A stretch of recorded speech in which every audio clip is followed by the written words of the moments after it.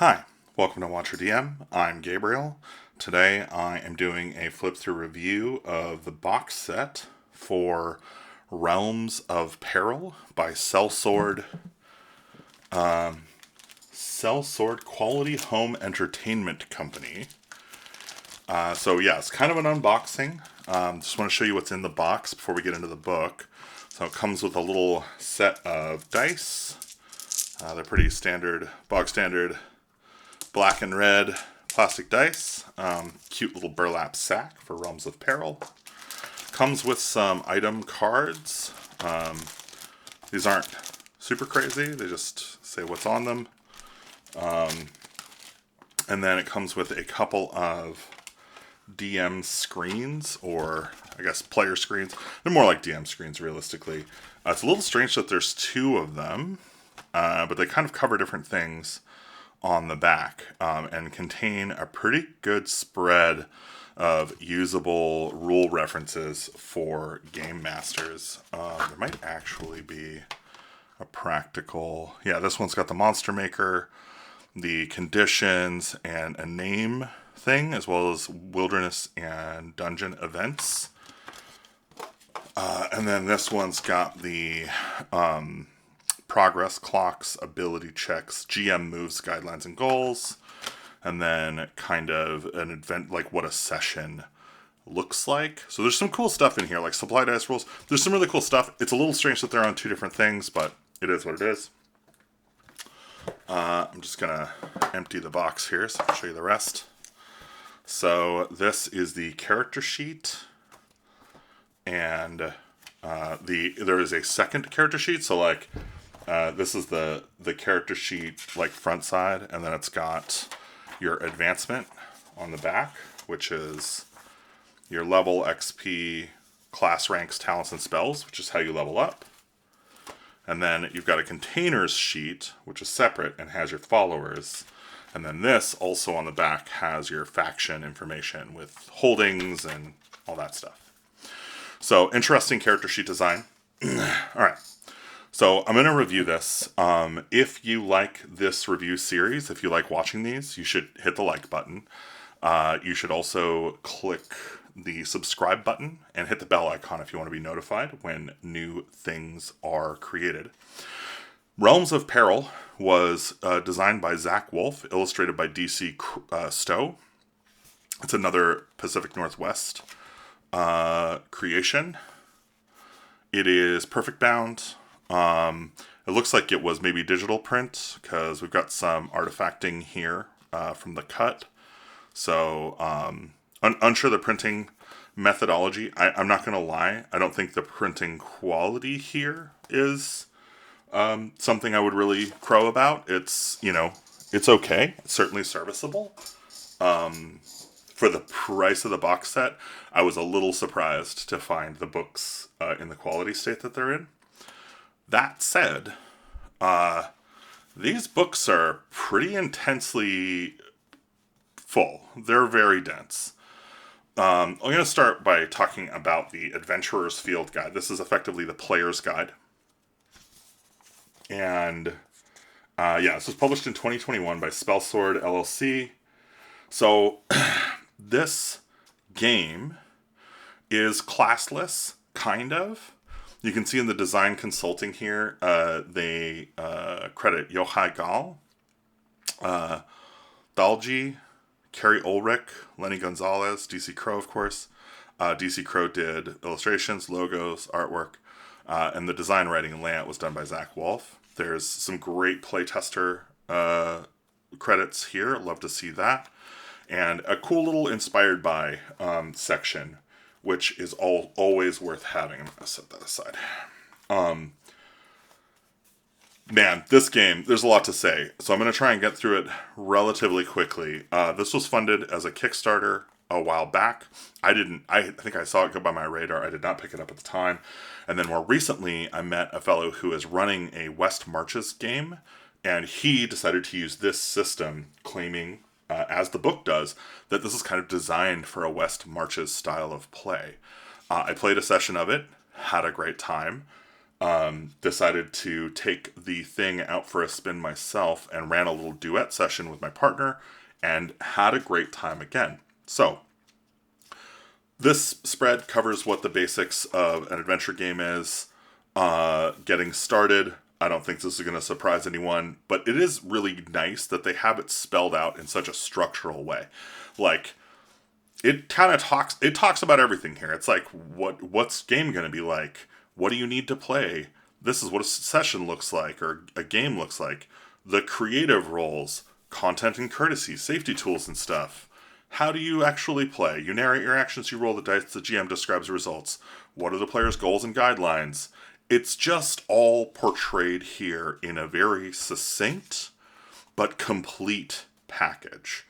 Ability checks. Okay, so here's where we start to deviate from, I think, the standard D20 milieu, which is to say that ability checks and most of the other systems in this game use D20, but they have a static kind of range of successes. So, basically on anything, if you roll a 20, it's a critical. On a 16 or better, it's a full success. And then on 10 to 15, which is going to be the vast majority of your results, you're going to get a partial success. Partial successes need to be adjudicated by the DM. So in this regard, it is not dissimilar to Powered by the Apocalypse games with their partial success, or Quest, which also I think leverages this functionality. On a 9 or less, it's a failure. On a natural 1, it's a critical failure.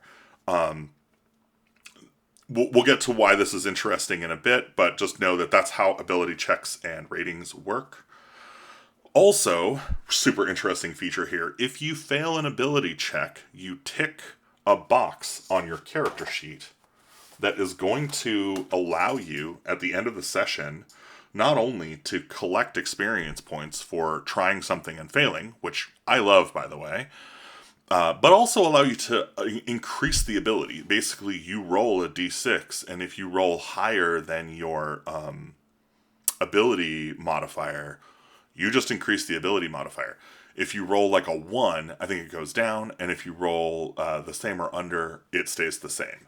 So you can kind of see how your abilities can kind of modify over time, and that's a really interesting dynamic. Item slots are pretty limited in this game. You've got 6 item slots, and then they've got bags and containers and stuff. And so there is kind of inventory management, but cool innovation here, it uses supply dice. So when you buy a torch, you're buying a torch D4. If you buy 2 torch, you're buying a torch D6. And what that means is you basically have 2 tiers of dice that you can go through before your torches are exhausted. This can mean some pretty interesting things, but I think the most interesting is you'll always be surprised when you run out of your torch or when you find yourself out of food. And you can overcome those moments in some pretty victorious ways by just rolling well. So I think that's a really cool mechanism here, supply dice. I started using it, honestly, in my OSE game for archers, because, poor bastards. All right, so combat. And look at this layout, right? Ability checks, inventory, combat. Like, no leaking. It's sparse on the art, sure, but like, this is down to the 3 sentences, maybe 2 sentences of extra space at the edge of the page. Writing to layout like this is extremely difficult. Like, so, well done. Like, what you did here is impressive. To somebody who has tried to do the same, this is impressive. Well done. Combat.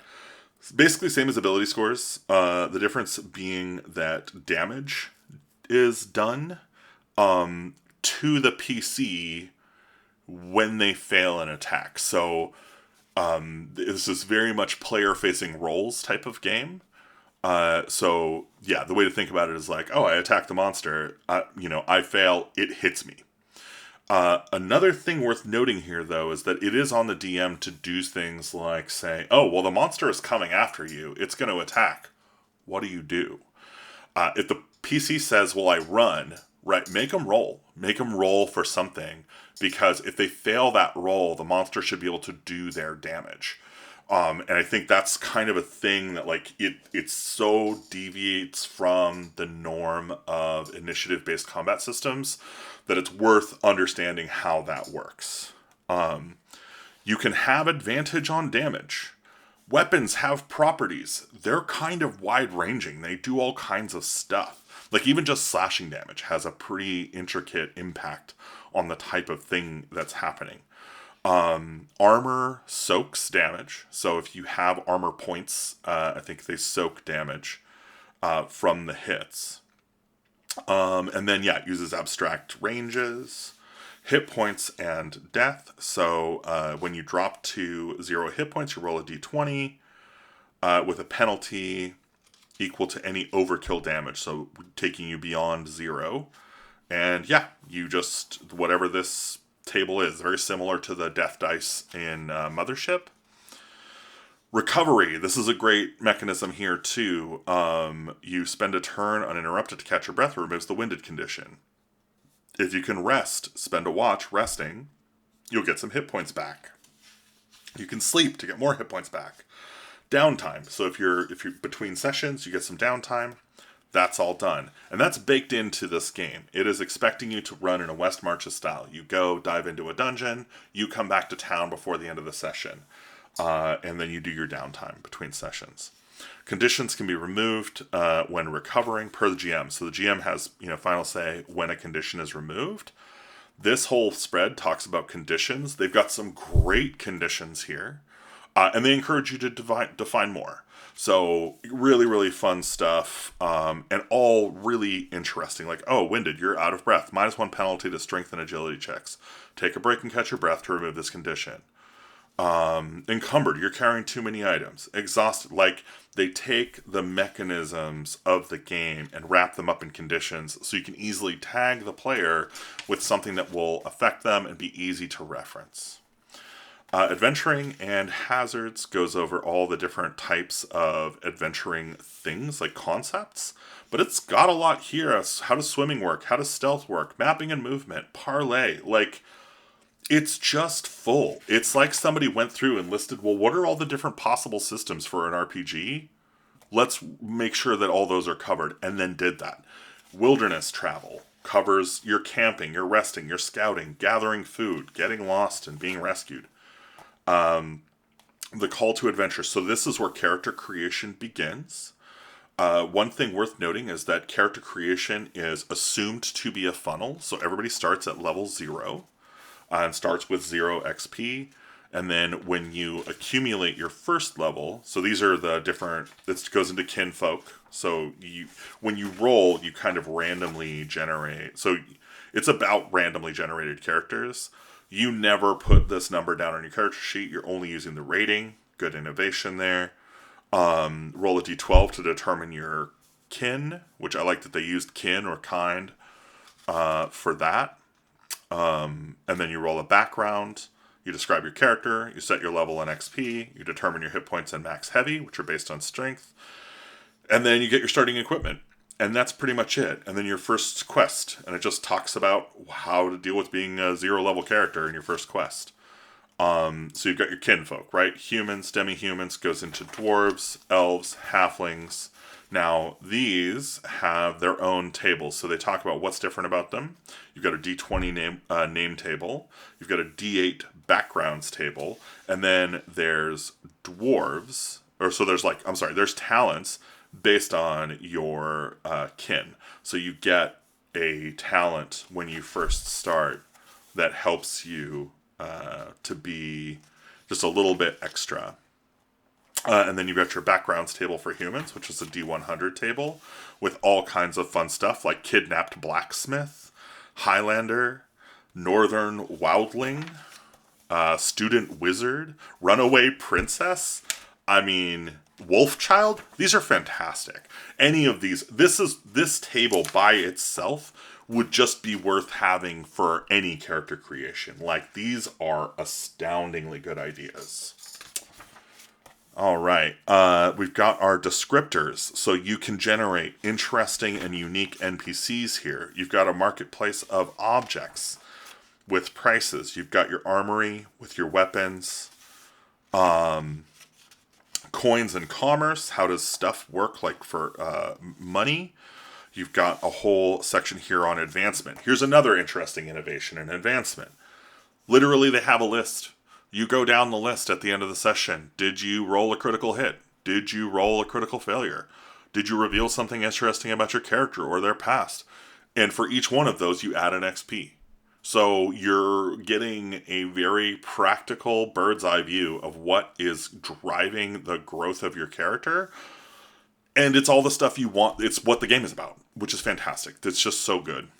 Ability changes. Like I said, when you, at the end of a session, anything that marked a failure, you roll. And if you roll higher, you get a +1, which is awesome. When you level up, you get +1 HP, and then you can choose a talent from a class. You can choose talents from any class. So here we go into the class section, starting with Assassin. Nice little mid-book spread here of art, which I love. Assassin, Barbarian, Bard, Beastmaster. I think I chose a Beastmaster Wildheart so I can talk to animals when I leveled up my character. Cavalier, Cleric, Delver, Druid, Fighter, Ranger, Thief, and Wizard. And then you've got Arcane Magic, Arcane Spells, nice punchy spells, very evocative, interesting, and on a D100 table. So guess what? You can randomly roll a spell. Fantastic. Holy Magic. How does this work? What are the gods and demons? All super interesting. Some of these are honestly kind of a little much, but they're great. Like, it's nice to have this content. Spirit magic is kind of like shamanic magic or like druid stuff. And it's got its own thing where you're like summoning the spirits of these animals or concepts, kind of animism style. It's got rules for followers, rules for downtime, rules for adventurer factions, strongholds, organizations, examples of play, and then we get into an example character sheet filled out with example of a filled out character sheet, all the parts. So really, really practical, very effective player's guide. This is the Adventurer's Field Guide. It's got enough rules for the player basically to play the game without the DM at some level. Like, it's just really complete. Okay, that was long. Let's knock out the Game Master's book. So the Game Master's Handbook is much the same. I think the actual illustrations, we have a Dyson Logos hex map and dungeon map in here, so worth noting that. But look at this table of contents, right? Like, being the DM, flow of play, tracking, campaign structure, adventure structure, goals and guidelines, GM moves, right? GM moves. That's some Powered by the Apocalypse stuff. Oh, this art is so good, though. The Great Gateway. The adventure is yours. So this talks about being the GM, portraying the world. The flow of play. So this is an actual flow diagram of how to GM. I don't think I've ever seen an RPG do this. I've been GMing for 30 years. Like, really, really well done. It uses progress clocks. It talks to you about how to track time and distance.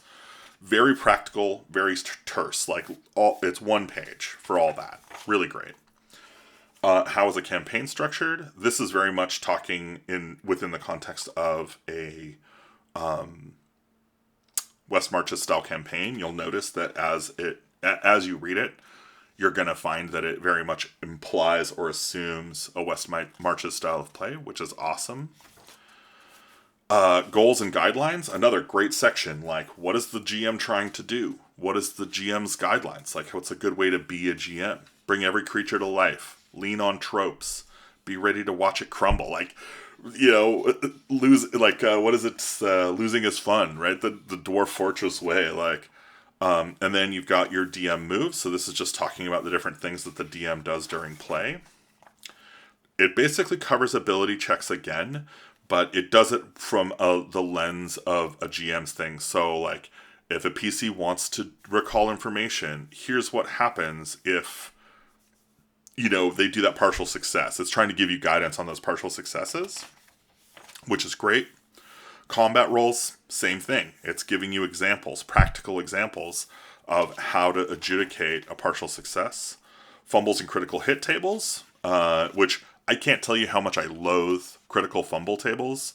But whatever. Like, they put it in here. They were like, it's a D&D, it's a D&D-ism. It's a game thing that we know about. We're going to put it in here. It's included.